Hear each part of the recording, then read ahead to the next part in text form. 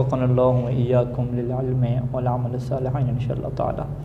اچھا، عبارت ہمارے یہاں پہ ہے کہ والمرتزقۃ من بیت المال المؤذن والقاسم والکاتب۔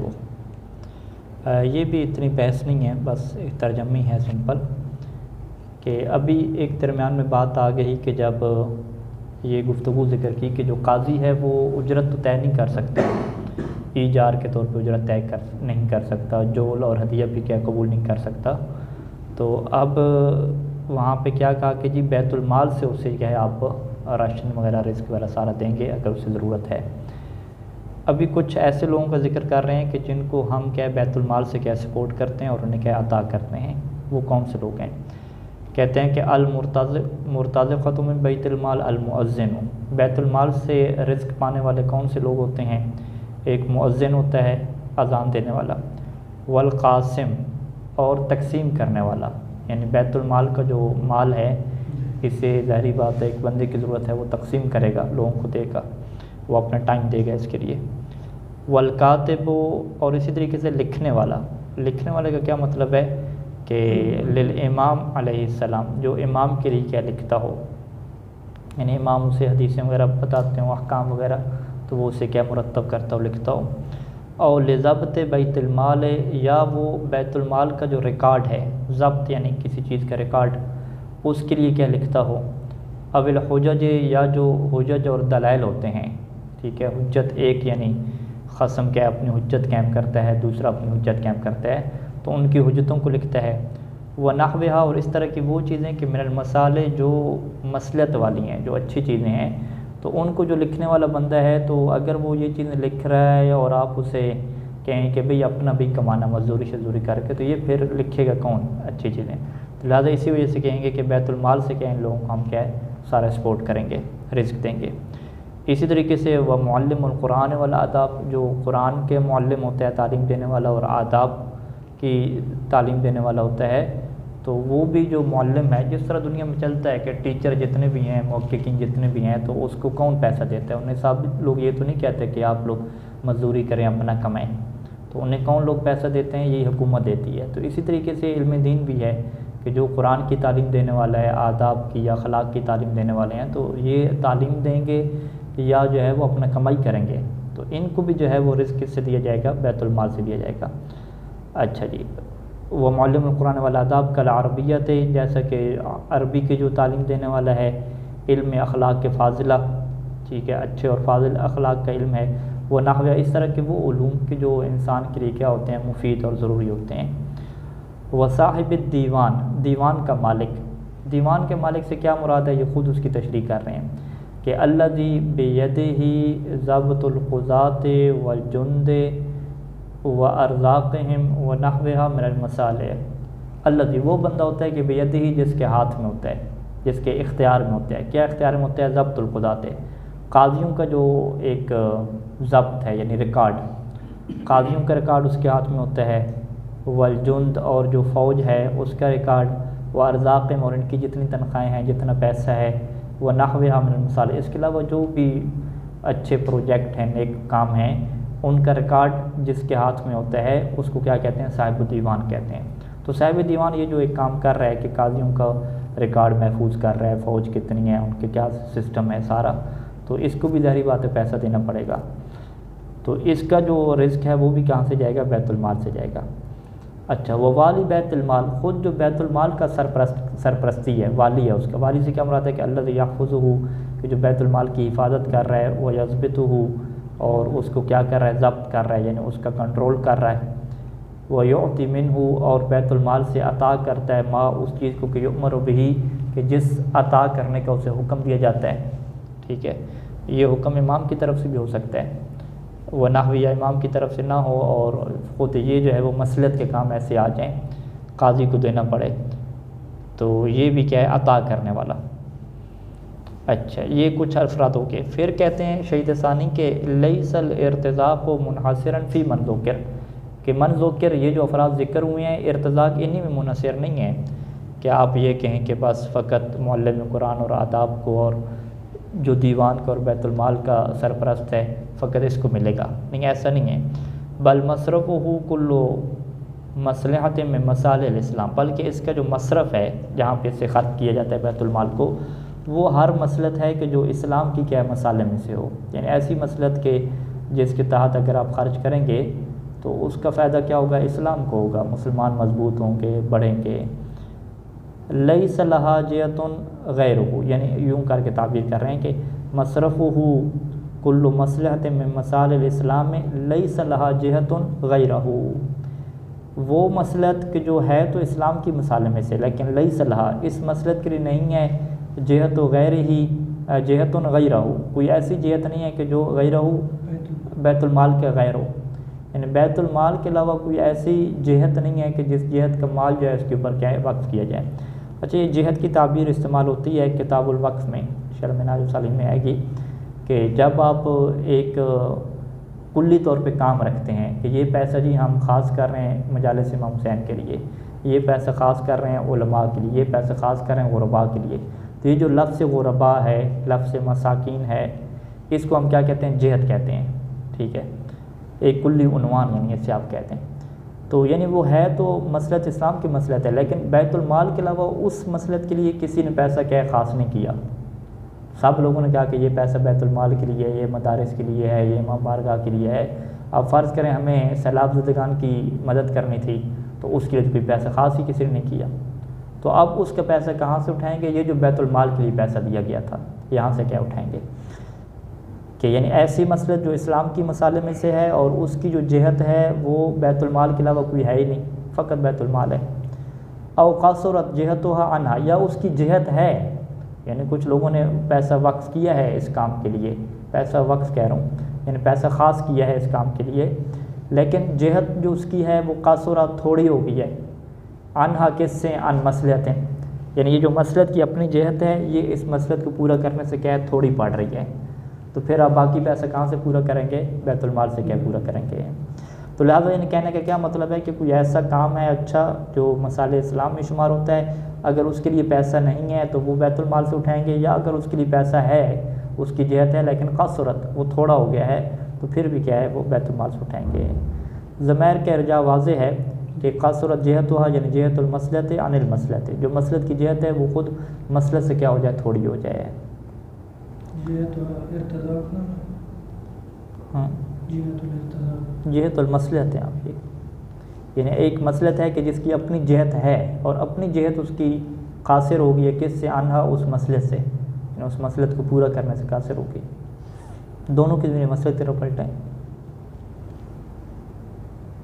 اچھا، نئی بحث شروع کر رہے ہیں کہ یجب علی القاضی التسویۃ بین الخصمین فی الکلام والسلام والنظر، یہ شید اول کی عبارت ہو جائے گی کہ قاضی کے اوپر واجب ہے برابری کرنا بین الخصمین، جو دو آپس میں اختلاف کر کے آئے فیصلہ کروانے کے لیے، ان کے درمیان برابری کرنا کیا واجب ہے، اور یہ برابری کہاں کہاں پہ ہوگی، ٹھیک ہے جی، جو جس طرح روایات میں ہے کہ امیر المومنین اسلام کی یہ مشہور روایت ہے کہ شرح سے یہ کہا تھا کہ ثم واص بین المسلمین بوجہ کا و منطق کا و مجلس کا، کہ تم نے جو ہے وہ مسلمانوں کے درمیان مواسات کرنی ہے، جو فیصلہ لے کر آئیں گے دو مسلمان، کیسے برابری کرنی ہے تم نے، اپنے چہرے کے ذریعے سے بھی، یعنی اس طرح نہیں ہے کہ کسی ایک کی طرف ہی دیکھتے رہیں، ٹھیک ہے، دوسری طرف دیکھی نہیں سر اٹھا کے، اور اسی طریقے سے جب منطق گفتگو کرنی ہے تو وہ بھی ایسا نہیں ہے کہ فقط ایک سی بات کریں دوسرے سے بات ہی نہ کریں، دونوں سے برابر بات کرنی ہے، اور خود جو مجلس ہے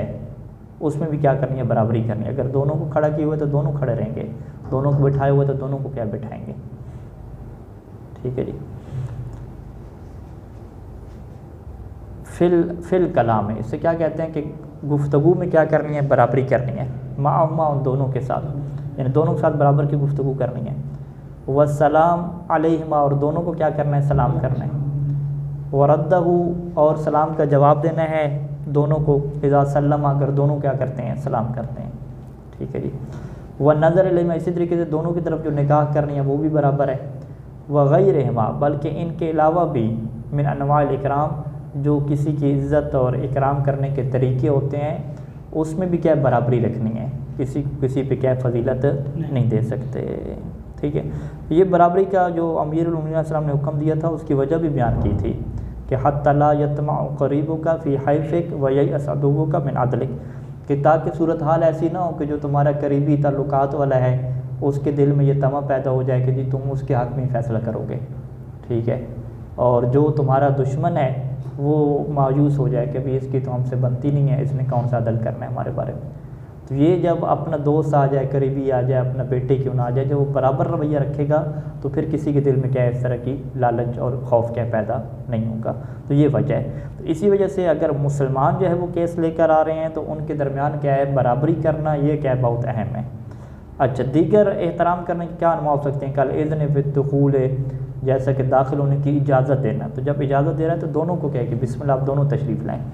والقیام، کھڑا کرنا ہے اگر مسئلہ مجلس جو بیٹھنے کی جگہ ہے فرض کریں، وطلاقت الوجہ، اور جو چہرے کا حشاش بشاش ہونا ہے، ٹھیک ہے، طلاقت الوجہ چہرے کا کھلا ہوا ہونا، تو یعنی ایک کی طرف دیکھ رہا ہے غصے سے، دوسری کی طرف دیکھ رہا ہے کیا بڑا مسکرا کے، ایسا نہیں ہے، اس میں بھی کیا رکھنی ہے اس نے برابری رکھنی ہے۔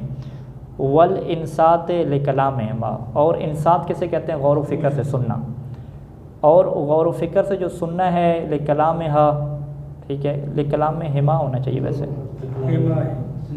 ہما ہے تسنیہ ہے، ہاں ٹھیک ہو گیا، یعنی دونوں کے کلام کو کیا ہے غور سے سننا ہے، اس میں بھی برابری ہونی چاہیے، یعنی ایک کے کلام کو جب سن رہا تھا تو ادھر ادھر دیکھ رہا تھا، توجہ نہیں تھی، دوسرے کے کلام کو بڑا غور سے سننا۔ والانصاف لکل منہما، اور ہر ایک کے لیے کیا کرنا؟ مکمل انصاف کرنا۔ اذا وقع منہ ما یقتضیہ، کہ جب ہر ایک سے وہ چیز واقع ہو کہ جو اس انصاف کا کیا کرتی ہو؟ تقاضا کرتی ہو۔ منہ کے اسی کل کی طرف پلٹائیں گے، یعنی اذا وقع منہ یعنی من کل منہما، جب ان دونوں میں سے ہر ایک ایسی چیز واقع ہو کہ جو تقاضا کرتی ہے اسی انصاف کا، تو پھر کیا کرے؟ اس چیز کا کیا کرے؟ یہ انصاف کرے۔ ایک بول رہا ہے تو اس انصاف کیا ہوگا؟ اس کی بات کو غور سے سنیں، دوسرا بول رہا ہے تو اس کی بات کو غور سے سنیں۔ اچھا، ھذا هو المشہور بین الاصحاب، یہ جو ہے نا کہ یاجب التسویہ، برابری کرنا واجب ہے، کہتے ہیں یہ اصحاب کے درمیان مشہور نظریہ ہے کہ قاضی کے لیے یہ حرام ہوتا ہے کہ کسی سے زیادہ بات کرے، کسی کی طرف کیا ہے مسکرا کے دیکھے اور دوسری طرف مسکرا کے نہ دیکھے، اس میں بالکل برابر کا رویہ رکھنا ہوتا ہے، یہ واجب ہے۔ لیکن کچھ علماء کیا ہے اس کے استحباب کے بھی کیا ہوئے ہیں؟ قائل ہوئے ہیں۔ ان میں سے ذہبہ سلار یہ جو کتاب المراسم کے فقیہ ہیں یہ گئے ہیں، اور والعلامۃ فی المختلف، اور علامہ ہلی کی جو کتاب ہے یہ مختلف و شیعہ، اس میں وہ کس بات کی طرف گئے ہیں کہ الی ان التسویۃ بینہما، کہ خصمین کے درمیان، اختلاف کرنے والوں کے درمیان جو برابری رکھنا ہے یہ واجب نہیں ہے بلکہ وہ کہتے ہیں مستحب ہے۔ اچھا جی، مستحب ہے۔ پھر ان کے کیا ہیں اس مستحب کے اوپر دلائل بھی ہیں، ٹھیک ہے۔ سب سے پہلی دلیل کیا ہے کہ عملاً باصالۃ البراءہ، ٹھیک ہے، وہ کہتے ہیں کہ جی اصل میں بات کیا ہے کہ ہم اصالۃ البراء سے تمسک کریں گے، اور جو اصالۃ البراء سے تمسک کب کرنا ہے کہ استضعافاً لمساند الوجوب، جو وجوب کی دلیل بنتی ہے، وجوب تسویہ کی دلیل بنتی ہے، اس سے انہوں نے کیا ضعیف قرار دیا ہے۔ یہ جو ابھی آپ کے سامنے روایت میں نے پڑھی، اور اسی طریقے سے اور روایتیں ہیں، مثلا یہاں پہ کہتے ہیں کہ مستند سے مراد سکونی اور نوفلی کی روایات ہیں، کہ سکونی اور نوفلی کیا ہیں؟ ایسے افراد ہیں کہ جن کے بارے میں کہا جاتا ہے کہ یہ ضعیف افراد ہیں، ثقہ نہیں ہیں۔ انہوں نے جو ہے یہ روایات نقل کی ہیں کہ جب بھی تم میں سے کوئی بندہ قضا کرے تو فلیواصف فی الاشارۃ و فی النظر و فی المجلس، کہ وہ برابری کرے اشارہ میں، نظر میں اور مجلس میں۔ فلیواصف یہاں پہ فعل امر ہے، تو یہ جو فعل امر ہے کیا یہ وجوب کے اوپر دلالت کرتا ہے یا دلالت نہیں کرتا؟ یہ بات کی بات ہے۔ پہلے انہوں نے یہ کہا کہ یہ جو وجوب کے لیے دلیل آپ نے دی ہے نا استضعاف، اس سے انہوں نے کیا قرار دیا؟ ضعیف قرار دیا، کہ یہ نوفلی کی یا سکونی کی روایت ہے اور وہ ویسے کیا ضعیف ہے۔ اور دوسرا یہاں پہ فعل امر جو کہا گیا ہے، کیا اس سے وجوب ثابت ہوتا ہے یا ثابت نہیں ہوتا؟ اس کو بھی کیا انہوں نے ضعیف قرار دیا۔ پس جب وجوب کے اوپر دلیل نہیں ہے تو پھر اصل کیا ہے؟ اصل یہ ہے کہ انسان کے اوپر کوئی چیز واجب نہیں ہوتی، ہمیں شک پڑ گیا، شک پڑا کہ آیا یہ تسویہ کرنا واجب ہے یا واجب نہیں ہے، تو اصالۃ البراء کیا کہتی ہے؟ کہ واجب نہیں ہے۔ کیوں؟ کیونکہ اصالۃ البراء کے جملے کیا ہیں کہ آپ کے لیے ہر وہ کام حلال اور جائز ہے جب تک اس کے بارے میں آپ کو حرام ہونے کا یقین نہ ہو جائے۔ تو اب یہ جو برابری نہ کرنا، کیا یہ حرام ہے یا حرام نہیں ہے؟ اس کے بارے میں کہتے ہیں ہمیں یقین نہیں ہے۔ جب یقینی ہے تو ہم برات جاری کریں گے کہ اصل کیا ہے کہ عدم تسویت کیا ہے؟ حلال کام ہے، برابری نہ کرنا بھی کیا ہے؟ ایک حلال کام ہے۔ تو یہ کیا ان کے دلائل ہو گئے۔ بہرحال مصنف نے ان کے دلائل کو کیا رد نہیں کیا، مصنف سے مراد شیخ ثانی ہے۔ ہاذا یہ جو حکم ہے نا کہ برابری کرنا واجب ہے مجلس میں، نطق میں، کلام میں، یہ کب ہے کہ اذا کان مسلمین ہے کہ جب دونوں مسلمان ہوں، او کافرین یا دونوں کیا ہوں کافر ہوں، ولو کان احدہما مسلما والآخر کافرا، لیکن اگر ان میں سے ایک مسلمان ہو اور دوسرا کیا ہو کافر ہو، تو کان لہو تو پھر یہ قاضی کو اختیار ہے، ٹھیک ہے، کیا قاضی کو اختیار ہے کہ این یرفع المسلم علی الکافر فی المجلس، کہ وہ جو بیٹھنے کی جگہ ہے نا وہاں پہ کیا کرے جی، مسلمان کو بلند کرے کافر کے اوپر، فقط بیٹھنے کے اوپر، ٹھیک ہے۔ یہ فقط بیٹھنے کے اوپر اس کی بات کیوں ہے؟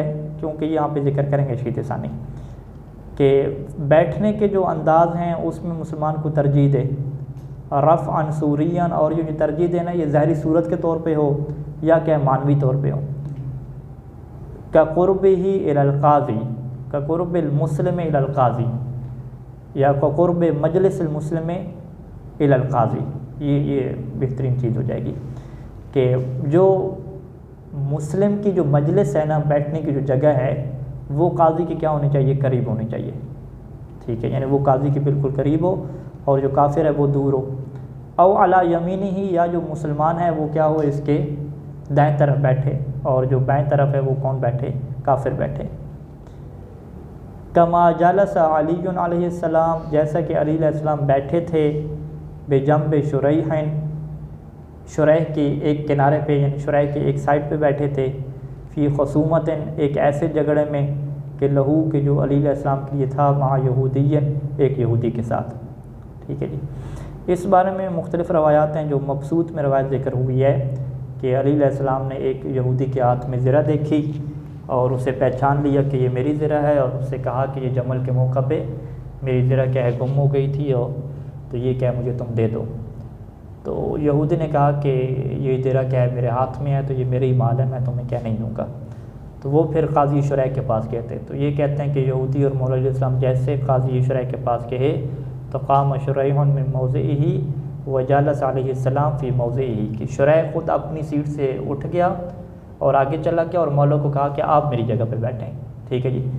اچھا، مولا کو اپنی جگہ پہ بٹھایا، اور وجلس شریح والیہود بین یدیہ، شریح، قاضی شریح اور یہودی تھا، وہ خود مولا کے سامنے بیٹھ کے، صورتحال یہ بن گئی کہ مولوی اپنا فیصلہ کروانے آئے ہیں، تو قاضی شریح نے اسے مولا کو احترام دیا اور اپنی جگہ پہ بٹھا دیا، اور سامنے کس کو بٹھا دیا، یہودی کو، اور یہودی کے ساتھ کیا مولا علیہ السلام کو بٹھا دیا، نہیں سامنے یہودی کو، اور خود بیٹھ کے، یعنی صورتحال یہ ہوگی کہ مولا سامنے بیٹھے ہیں اور یہ قاضی صاحب کیا اس کے سامنے آ کے بیٹھ گئے ہیں، ٹھیک ہے، مولا کو اپنی سیٹ پر بٹھا، ہاں مولا کو اپنی سیٹ پہ بٹھا دیا۔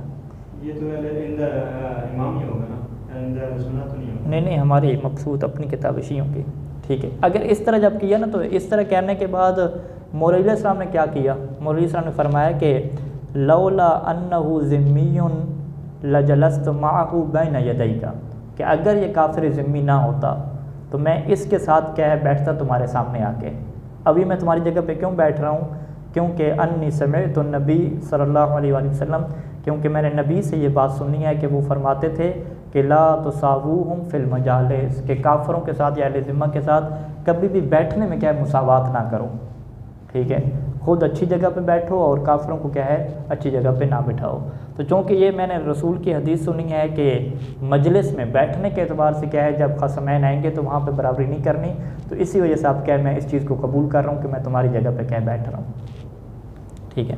تو لہٰذا اسی وجہ سے یہ شہید اول نے بھی فتویٰ دیا کہ یہ جو بیٹھنے کا طریقہ کار ہے نا، اس میں کیا ہونا چاہیے، فرق ہونا چاہیے، کافر کو کیا ہے اور جگہ پہ بٹھایا جائے اور مسلمان کو کیا ہے اور جگہ پہ بٹھایا جائے۔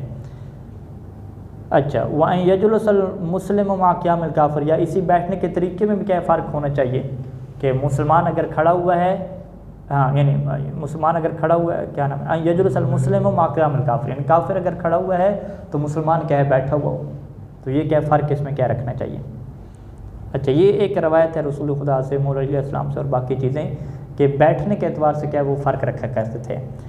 وَهَلْ تَجِبُ التَّسْوِيَةُ بَيْنَهُمَا فِي مَا عَدَا ذَلِكَ، کیا بیٹھنا تو چلو ہو گیا، فی ما عدا ذالک، یعنی ذالک کا اشارہ کس میں چلا گیا، یہی مجلس ہو گیا، بیٹھنا اور بیٹھنے کا جو طریقہ ہو گیا، کیا اس کے علاوہ برابری کرنی ہے پھر، حل تاجب و تسویۃ بینہما، اس کے علاوہ بینہما کس کے درمیان؟ مسلمان اور کافر جو دو خصمین ہیں، پھر برابری آپ باقی کریں گے۔ ظاہر العبارت وغیرہ ذالک، عبارت جو شہید اول کی ہے ان سے یہ ظاہر ہوتا ہے، اور اس عبارت کے علاوہ بھی اگر آپ روایات کو دیکھیں تو اس سے ذالک یہی بات ظاہر ہوتی ہے۔ کون سی بات ظاہر ہوتی ہے؟ کہ فقط تسویہ کریں گے، برابری رکھیں گے، اور برابری کہاں پہ نہیں رکھیں گے؟ فقط مجلس میں، ٹھیک ہے۔ یہی بات شہید اول نے بھی لکھی، شہید اول نے فقط یہی لکھا کہ فقط فی المجلس ہے، کہ مجلس کے اعتبار سے وہ کیا کرے گا، یعنی بیٹھنے کی نشست کے اعتبار سے کیا کرے گا، مسلمان کو کافر کے اوپر ترجیح دے گا، اس کے علاوہ بات نہیں لکھی، ٹھیک ہے۔ یعنی الا جو استثناء لگایا وہ فقط مجلس میں کیا لگایا، وگرنہ پہلے کلی قانون ذکر کر دیا کہ یجب و تسویت و برابری کیا واجب ہے۔ تو عبارت کا بھی ظاہر بھی یہ ہے، غیر عبارت کا بھی ظاہر بھی یہی ہے کہ برابری رکھنا واجب ہے مسلمان اور کافر کے درمیان بھی، سوائے کس جگہ پہ؟ سوائے مجلس میں، ٹھیک ہے جی۔ مجلس میں مسلمان کو بٹھائے گا اور کافر کو کھڑا کرے گا۔ ہاں، مجلس میں کیا ہے، یا تو اس کو دائیں طرف بٹھائے گا مسلمان کو، کافر کو کیا بائیں طرف، یا جو ہے وہ مجلس میں مسلمان کو بالکل سامنے اور قریب اپنے بٹھا لے گا، کافر کو تھوڑا دور بٹھائے گا۔ یہ صورت حل کر لیں۔ یعنی عبارت میں کیسے پلٹائیں گے؟ ظاہر العبارت بغیرها ذالک، ذالک کا اشارہ کدھر پلٹائیں گے؟ یعنی التسویہ، التسویہ الا فی المجلس، پوری یعنی بات اگر آپ کریں کہ عبارت اور عبارت کے غیر سے کیا ظاہر ہوتا ہے کہ آپ تسویہ کریں گے دونوں کے درمیان، الا فی المجلس، سوائے کیا ہے؟ مجلس میں، مجلس میں تسویہ نہیں کریں گے، امتیاز رکھیں گے۔ وَيُحْتَمَلُ تَعَدِّيهِ إِلَى غَيْرِهِ مِنْ وُجُوهِ الْإِكْرَامِ، جبکہ یہ بھی احتمال پایا جاتا ہے کہ تعدی ہے، تعدی کی ضمیر اب معنی کے اعتبار سے کیا ہمیں پلٹانی پڑے گی، ٹھیک ہے۔ تعدی ہے یعنی تعدل امتیاز، یہ جو فرق رکھا جا رہا ہے، تعدی ترجیح کہتے ہیں، ٹھیک ہے۔ یہ جو ترجیح دی جا رہی ہے مسلمان کو کافر کے اوپر، یا امتیاز رکھا جا رہا ہے، یہ تعدی کر جائے یعنی پھیل جائے کس کی طرف؟ الی غیرہ، الی غیر المجلس، مجلس کے علاوہ بھی من وجوہ الاکرام، جو طریقے ہیں، وجوہات ہیں اکرام کسی کو عزت دینے کی، یعنی جتنے بھی عزت دینے کی وجوہات اور طریقے ہیں ان میں بھی یہ احتمال پایا جاتا ہے کہ کیا دیا جائے، مسلمان کو امتیازی حیثیت دی جائے، ترجیح دی جائے اس کو، یہ احتمال بھی کیا موجود ہے، لیکن یہ ایک احتمال ہے، اس کا کیا ہے قائل ابھی تک نہیں ملا ان کو، ٹھیک ہے جی۔ وہ یحتمل، احتمال ہے کہ تعدل امتیاز الی غیر الجلوس من وجوہ الاکرام، یعنی نظر و کلام میں پھر فرق کرے، یعنی مسلمان کی طرف زیادہ دیکھے، کافر کی طرف تھوڑا دیکھے، مسلمان کی بات کو کیا ہے صحیح طریقے سے سنیں، مکمل سنیں، کافر کو کیا ہے مکمل اس طریقے سے، یعنی ناانصافی نہ ہو، فقط یہ نہیں کہ اس کا پورا دعوی نہ سنیں، انصاف کے تقاضوں کو پورا کرنا ہے، فقط یہ جو طور طریقے ہیں اس میں کیا کرے، اختلاف کرے۔ اچھا، روایت کو اگر دیکھیں تو روایت کس میں وارد ہے؟ روایت فقط بیٹھنے کے بارے میں ہے، ٹھیک ہے۔ روایت میں فقط یہ ذکر ہوا ہے کہ اللہ کے رسول نے فقط یہ فرمایا تھا کہ فی الجلوس یا فی المجالس، مجالس میں تم نے کیا کرنا ہے، مجلس کے اعتبار سے امتیاز کرنا ہے، تم نے جس جگہ بیٹھنا ہے وہاں پہ کافر کو کیا نہیں بٹھانا، یہ فقط فرق تھا۔ اچھا جی، اب ایک اگلا مسئلہ آتا ہے کہ میل قلبی، جو قلبی رجحان ہوتا ہے اس میں کیا برابری کرنی ہے یا برابری نہیں کرنی، یعنی ظاہری بات ہے دو بندے لے کر آئے ہیں کیس، تو اس میں قلبی طور پہ انسان کا دل تو ایک ہی طرف ہوتا ہے کہ بھئی یہ بندہ جو ہے وہ مومن ہے، اللہ کرے یہ کیا ہے کرپٹ نہ نکلے، ٹھیک ہو، تو کہتے ہیں کہ لا تجب التسویۃ بین الخصمین مطلقاً، چاہے خصمین کافر ہوں، مسلمان ہوں، مومن جو بھی ہوں، کہ ان کے درمیان برابری واجب نہیں ہے فی المیل القلبی، قلبی رجحان میں، قلبی میلان میں، قلبی رجحان کر سکتے ہیں، ہاں قلبی رجحان رکھ سکتے ہیں دل میں کسی ایک طرف۔ اس کی وجہ بھی بیان کرتے ہیں شیخ ثانی، اذ لا غضاضۃ فیہ علی الناقص ولا ادلال للمتصف، ٹھیک ہے۔ یعنی اس کا مطلب یہ ہے کہ اگر دل میں وہ کسی سے زیادہ محبت رکھ رہا ہے اور کسی سے زیادہ طرفداری رکھ رہا ہے تو اس سے ظاہری طور پہ جو برابری ہے اس کے اوپر کوئی فرق نہیں پڑے گا، یعنی یہ نہیں سمجھا جائے گا کہ بھی اس بندے کو یہ ذلیل کر رہا ہے، ٹھیک ہے، اور اس بندے سے کیا کر رہا ہے، محبت کا اظہار کر رہے ہیں۔ اذ لا غضاضۃ فیہ فی المیل القلبی، قلبی میلان میں کوئی ذلت نہیں ہے، کس کے اوپر؟ علی الناقص، اس کے اوپر کہ جس کے لیے قلبی میلان کیا ہے، ناقص ہے، ٹھیک ہے۔ ناقص سے مراد کیا کہیں گے، یعنی ناقص من میلان القاضی، کہ جو قاضی کا میلان ہے، رغبت ہے، اس سے یہ بندہ کیا ہے، ناقص ہے، ٹھیک ہے۔ یعنی فرض کریں ایک مومن ہے، غیر مومن ہے، یا ایک کافر ہے ایک مسلمان ہے، تو کافر کی نسبت اس کا قلبی رجحان نہیں ہے، تو کافر کو ہم کیا کہیں گے؟ یہ کافر ناقص ہے۔ کس اعتبار سے ناقص ہے؟ کیونکہ اس کے لیے جو ہے وہ قاضی کے دل میں کیا ہے؟ میل اور کیا نام ہے؟ میلان اور رغبت نہیں ہے، ٹھیک ہے۔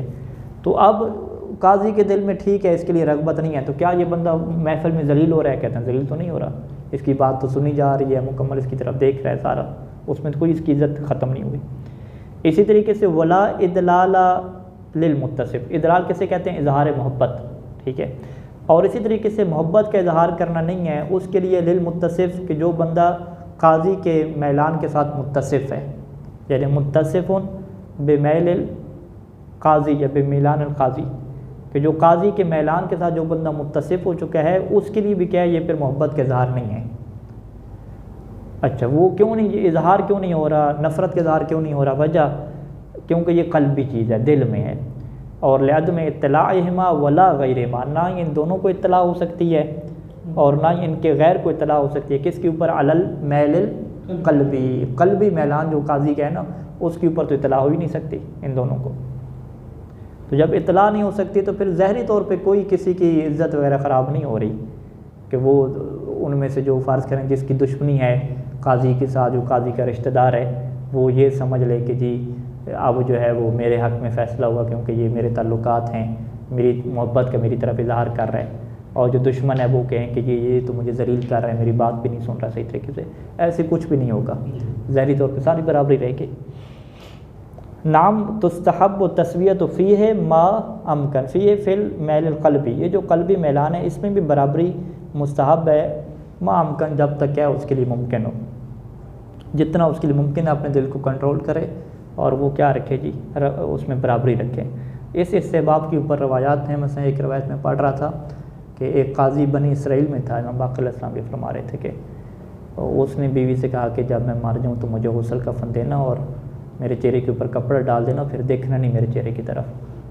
تو وہ خاتون نے جب غسل کفن دیا اس کے مرنے کے بعد تو اس کے چہرے کی طرف نہیں دیکھا، پھر اس نے کہا دیکھوں تو اس کو کیا ہے، اس نے دیکھا تو پھر ایک بہت بڑا کیڑا تھا یا سانپ تھا جو اس کے ناک اور آنکھوں میں چل رہا تھا اور سارا گھس رہا تھا، تو وہ ڈر گئی اس بات سے۔ تو پھر وہ کہتے ہیں کہ خواب میں وہ قاضی آیا اور قاضی نے کہا کہ یہ اس وجہ سے ہوا ہے کہ تمہارا جو بھائی ہے وہ ایک دفعہ کیس لے کر آیا تھا، تو میں نے دل کے اندر دعا مانگی کہ اللہ کرے یہ اس فیصلہ اسی کے حق میں، اور جتنے دلائل اور شواہد اور گواہیاں ہیں وہ ساری اسی کے حق میں ہیں۔ یہ میں نے کیا وہاں پہ دعا مانگی تھی اور دلی طور پہ اس کا اظہار کیا تھا اپنے یعنی دل میں، تو اس کی کیا مجھے یہ سزا ملی ہے کہ میں نے۔ پھر کہتے ہیں کہ فیصلہ بھی اسی کے حق میں ہو گیا تھا، گواہیاں اسی کے لیے ساری تھیں، لیکن دل میں چونکہ میں نے اس طرح کا کیا جان بوجھ کے، تو اس وجہ سے ہوں، یا دل میں کیا یا اس نے اظہار کیا، اس طرح کی کیا روایات موجود ہیں۔ تو بہرحال اس کو کیا ہے مستحب میں کیا انہوں نے لکھا ہے کہ مستحب ہے کہ دلی طور پہ جتنا ممکن ہو وہ کیا کرے جی، برابری رکھے۔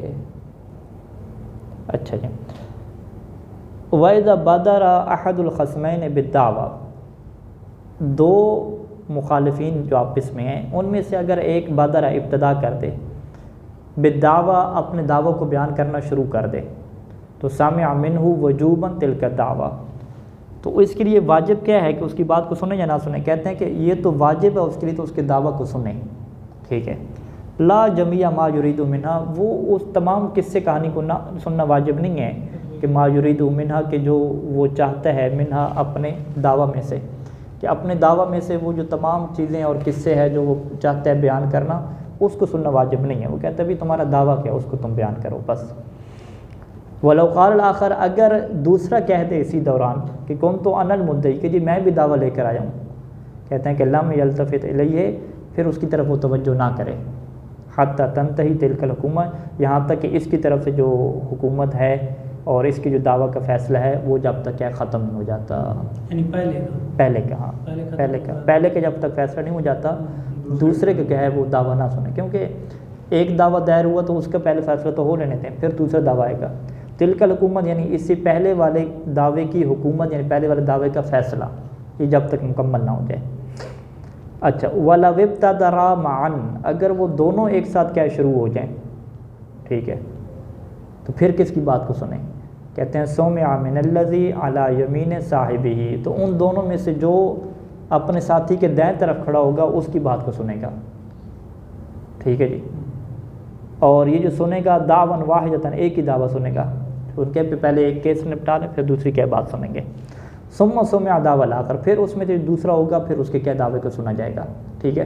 تو اگر دو بندے ایک دوسرے کے خلاف کیس لے کر آئے ہیں تو پھر ان میں دیکھا جائے گا کہ کون دائیں طرف کھڑا ہوا ہے، اس کی بات کو سنے گا اور بائیں طرف والے کی بات کو بعد میں سنے گا، کیونکہ یہ محمد بن مسلم کی امام باقر علیہ السلام سے روایت ہے کہ جس روایت کے اندر امام علیہ السلام نے یہ فرمایا تھا کہ اللہ کے رسول نے فیصلہ کیا ہے، اللہ کے رسول نے یہ فرمایا ہے کہ ان یقدم صاحب الیمین فی المجلس بالکلام، کہ گفتگو کرنے کے جب آغاز ہو تو جو دائیں طرف کھڑا ہو اس کو کیا کیا جائے، مقدم کیا جائے۔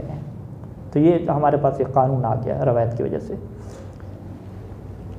اچھا، یہ کہتے ہیں کہ یہ جائز نہیں ہوتا قاضی کے لیے کہ کہے کہ ہاں جی پہلے آپ بولیں، یہ نہیں کہہ سکتا، وہ یہ ترجیح ہے واضح طور پہ، یہ برابری کے خلاف ہے، ٹھیک ہے۔ قاضی نے چپ کر کے رہنا ہوتا ہے، ٹھیک ہے، وہ کسی کو معین کر کے نہیں کہہ سکتا، کیونکہ ہم بیان کر چکے ہیں کہ برابری کرنا کیا ضروری ہوتا ہے۔ اچھا، وقیلہ، اور ایک قول یہ ہے کہ یقرع بینہما، کہ ان دونوں نے کیس لے کر آئے تو کہ ان کا قرعہ کر لیتے ہیں۔ قرعہ کیوں کرتے ہیں؟ کیونکہ روایت میں وارد ہے کہ یہ ہر مشکل کا حل ہے، لورود القرعۃ لکل مشکل، یا لورود الروایت یا لورود القرعۃ، کیونکہ قرعہ وارد ہوا ہے ہر مشکل کے لیے۔ اگر یہ دونوں ہیں تو پھر وہذا منہ، اور یہ جو ہے نا جو دونوں کٹھے شروع ہو گئے ہیں، یہ بھی کیا منہ، یہ بھی اسی مشکل میں سے ہے، ٹھیک ہے۔ وہ مثلو، بلکہ اسی مشکل کی طرح ہے، ما وہ موارد کے لو تزاحمت طلبۃ عند مدرس، کہ ایک مدرس کے بعد طلبہ کا کیا ہو جائے، ازدحام ہو جائے، رش ہو جائے، کچھ کہیں کہ ہمیں پڑھائیں، کچھ کہیں کہ ہمیں پڑھائیں۔ اسی طریقے سے والمستفتون، جو فتویٰ مانگنے والے ہیں ان کا رش بن جائے مفتی کے نزدیک، جبکہ مع وجوب تعلیم والافتاء، ادھر سے تعلیم دینا بھی اس کے اوپر واجب ہو، فتویٰ دینا بھی واجب ہو چکا ہو، اب وہ کیا کرے، کس کو مقدم کرے؟ تو یہاں پر یہ مشکل کام آ گیا، جس کو مقدم کرے گا لڑائی ہوگی، جھگڑے، وہ ترجیح تو دے نہیں سکتا، تو یہاں پہ کیا ہے، وہ قرعہ ڈالے گا۔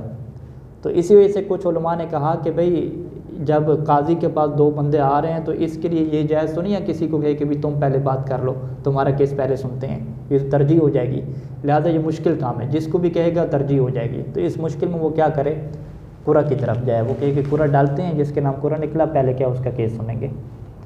نہ یہاں یہ نہیں ہوگا جو سابق آیا ہوگا، پورا والی بات ہوگا نہیں، یہ اس کی بات ہو رہی ہے قاضی والے کی، ٹھیک ہے۔ لیکن ہونا، لیکن یہ جو طلبہ والا مسئلہ ہے نا، مستفتی والا، اس میں کیا کریں گے، یقدم الاسبق کو، جو پہلے آئے گا اس کو مقدم کریں گے، سب سے پہلے جو آئے گا اس کو مقدم کریں گے۔ فین جو اگر یہ پتہ نہ چلے پہلے کون آیا ہے، او جاؤ مانی سارے کٹھے ہیں، تو پھر کیا اقرع بینہم، ان کے درمیان قرعہ کریں گے۔ ولو جمعہم علی درس واحد، اگر وہ سب طلبہ کو ایک ہی درس کے اوپر جمع کرے کہ ایک ہی کلاس میں یہ کتاب پڑھیں گے، مع تقارب افہامہم، جب کہ جو سب کا سمجھنا ہے وہ بھی قریب ہو، وہ کہیں گے سب کو ایک ہی دفعہ پڑھاتے ہیں، سب لوگ آپ سمجھ جائیں گے، تو زیادہ یہ کہنا بھی جائز ہے، قرعے کی ضرورت نہیں پڑے گی۔ وَإِلَّا کیا مطلب، اگر ان کو ایک درس پہ جمع کرنا ممکن نہ ہو تو پھر فلا، تو پھر کیا ہے، وہ ان کو جمع نہیں کرے گا، یعنی پھر ان کو ایک درس کے اوپر جمع نہیں کرے گا۔ اچھا جی، وَإِذَا سَكَتَا، اگر وہ دونوں خاموش ہوں، ٹھیک ہے، تو اب اس کی کیا ذمہ داری بنتی ہے، کس کو کہے کہ تم کلام شروع کرو؟ کہتے ہیں کہ فَلَهُ، تو قاضی کے لیے کیا حکم ہے کہ ان یسکتا، کہ یہ بھی چپ کر کے رہے، حتیٰ یتکلم، یہاں تک کہ وہ دونوں بولیں، ٹھیک ہے۔ وَإِن شاء، اگر وہ کہنا چاہے تو کتنا جملہ کہہ سکتا ہے، فَلْيَقُلْ، تو وہ اتنا کہے کہ لِيَتَكَلَّمَ الْمُدَّعِيُّ مِنْكُمَا أَوْ تَكَلَّمَا، یا تو وہ یہ جملہ کہے کہ وہ کہے کہ ہاں بھی تم دونوں میں سے جو دعویٰ رکھتا ہے وہ بات کرے، یا یوں کہے، معین نہ کرے، کہے کہ جو مدعی منکم، تم میں سے جو بھی دعویٰ رکھتا ہے وہ بات کرے، او تکلم، یا وہ کہے کہ ہاں بھی تم دونوں بولو، ایک کو نہیں کہہ سکتا، ٹھیک ہے۔ یا شہید ثانی کیا اضافہ کرتے ہیں کہ وہ خود بولے ہی نہیں، بلکہ یا امرا، وہ حکم دے قاضی، من اس بندے کو حکم دے کہ یقول ذالک، جو یہ جملہ کہے، کون سے والا، یہی کہ تم میں سے مدعی بولے یا تم کیا دونوں بولو، ٹھیک ہے، یعنی خود وہ بولی نہیں، تاکہ وہ ایک اور اچھا ہو جائے کہ بھئی اس کی طرف سے ترجیح بنے نہیں کسی کے لیے۔ وہ یکرہ، اور یہ مکروہ ہے کہ تخصیص و احدہما بالخطاب، کہ ایک کو جی تخصیص کرے کس کے ساتھ، خطاب کے ساتھ، کہ جی پہلے تم بولو۔ تخصیص کی کیا مطلب ہے، کلی نہ رکھے، خاص کر دے کہ زید تم بولو، ٹھیک ہے۔ یہ مکروہ کیوں ہے؟ لما فیہ من الترجیح، کیونکہ اس میں کیا دینا ہے؟ ترجیح دینا ہے، ایک دوسرے پہ ترجیح دے رہے ہیں، اور یہ تسویہ کی کیا ہے؟ خلاف ورزی ہے، جبکہ تسویہ کیا واجب ہے۔